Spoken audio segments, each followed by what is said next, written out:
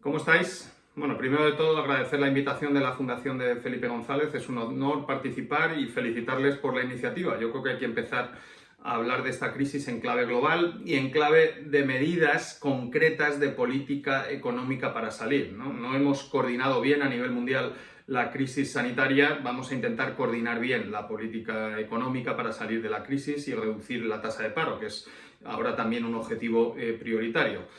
Bueno, nos enfrentamos a un fenómeno desconocido de la naturaleza. Es una especie de coma inducido por los gobiernos para frenar el contagio del virus, que va a tener un impacto en la economía muy grande. Eso mete a Estados Unidos principalmente en una recesión. Llevaban prácticamente 11 años creciendo sistemáticamente y creando empleo, y es el ciclo expansivo más largo.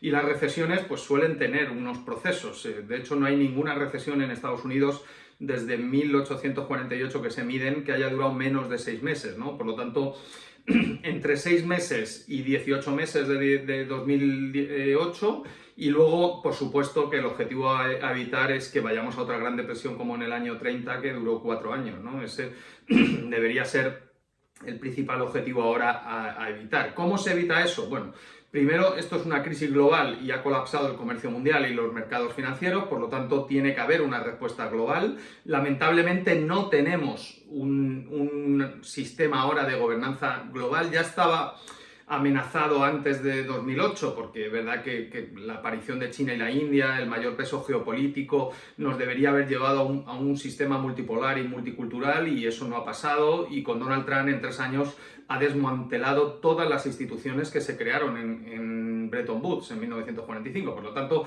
debemos ir a un nuevo sistema.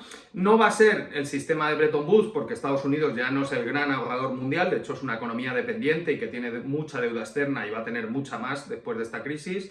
Y no puede ser el modelo chino, porque tienen una dictadura de partido único y la mitad de la población mundial vivimos en democracia, y no vamos a aceptar el modelo chino. Y además, en clave económica, los chinos tienen un sistema de intervención en su tipo de cambio y no permiten la libertad de movimiento de capital. Por lo tanto, tú no puedes tener una moneda de reserva mundial que tiene controles de capital, ¿no? Por concepto. Por lo tanto, iremos a un mundo nuevo que hay que definir, ¿no? Esperemos que después de las elecciones estadounidenses en noviembre no vuelvan a elegir a Donald Trump, porque si sale Donald Trump, pues evidentemente la solución de esta crisis será más complicada. Por ejemplo, Joe Biden, el candidato demócrata que está ahora mismo en las primarias para ser elegido, ya habla de un nuevo Bretton Woods a nivel mundial, ¿no? Yo creo que ese sería el camino. 2, en ese escenario hay que hacer un plan de inversión pública, además de las políticas monetarias que están actuando bien. Los bancos centrales ya aprendieron la lección en 2008 y están actuando más rápido y con mucha contundencia para estabilizar los mercados y para evitar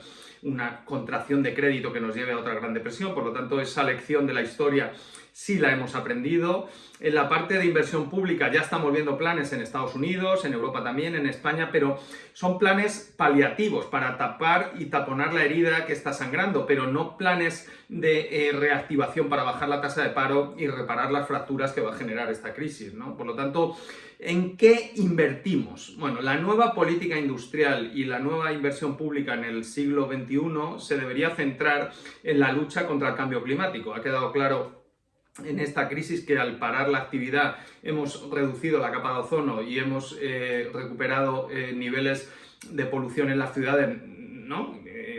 Razonables y saludables. Ahora tenemos que conseguir hacer eso, pero produciendo mucho más y generando mucho empleo para que no haya desempleo y que, ¿no?, que seamos muy sostenibles ambientalmente y muy insostenibles socialmente, porque eso acabará con nuestras democracias. Por lo tanto, hay que combinar las dos cosas. Había un problema adicional de desigualdad antes de la crisis, y ahora se ampliará y habrá un problema de pobreza, especialmente en África y en países emergentes. Por lo tanto, esa parte también tiene que estar integrada dentro del plan de inversiones, y lo que diseñemos tiene que ser inclusivo y contando con los más perjudicados por esta crisis.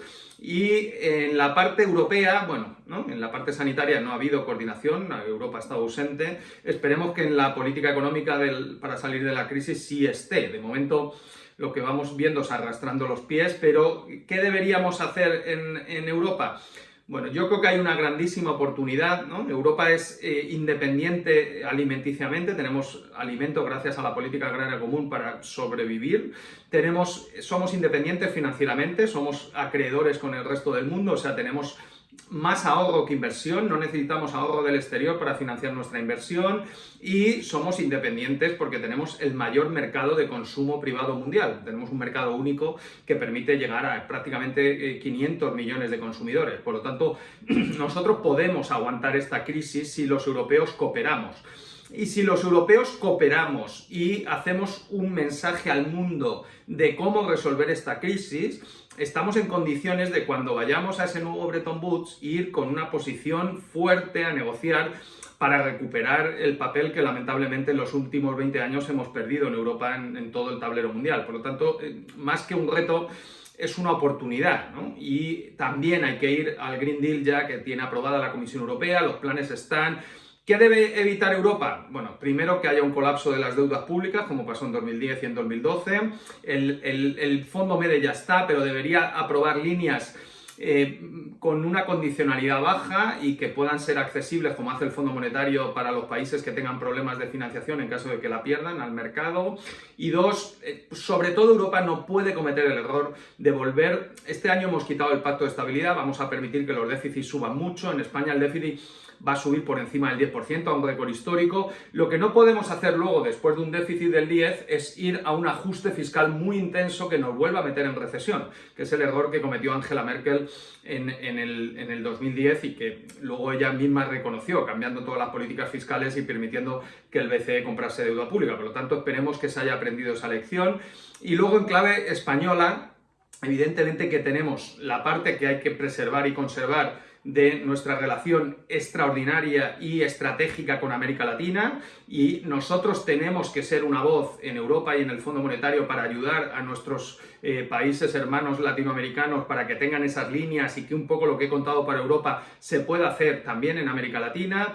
Tenemos una gran oportunidad con África aquí al lado y para abrirlo, y es en lo que tenemos que estar. Lo que sí es importante que no cometamos el error del 2008 y el error del 2012 y el error también de la crisis del 92 de tardar en negar la realidad, tardar en reaccionar, ¿no?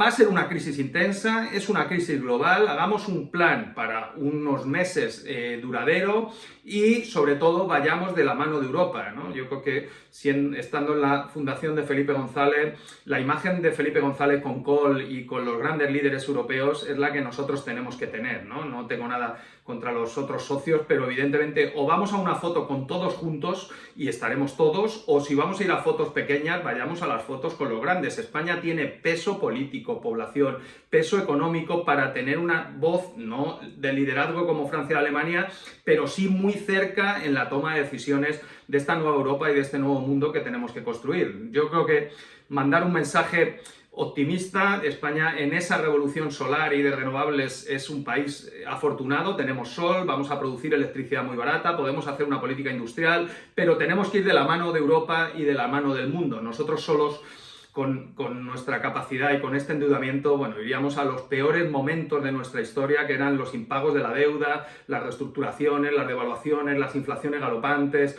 Bueno, eso es lo que mató a España en los últimos 200 años y hubo 4 guerras civiles. Por lo tanto, vayamos de la mano de Europa y vayamos de la mano del mundo y seamos un país abierto y cooperativo y, por supuesto, que tengamos un buen plan de política económica para España diseñado más centrado en el empleo y en la inversión. Es verdad que hay que proteger a los vulnerables y eso el gobierno lo está haciendo bien, pero hay que pasar al foco a la inversión y al empleo para bajar la tasa de paro. Lo mejor que podemos ahora para hacerle a un parado vulnerable es darle un empleo. Busquemos y hagamos todo lo posible para ellos. Gracias.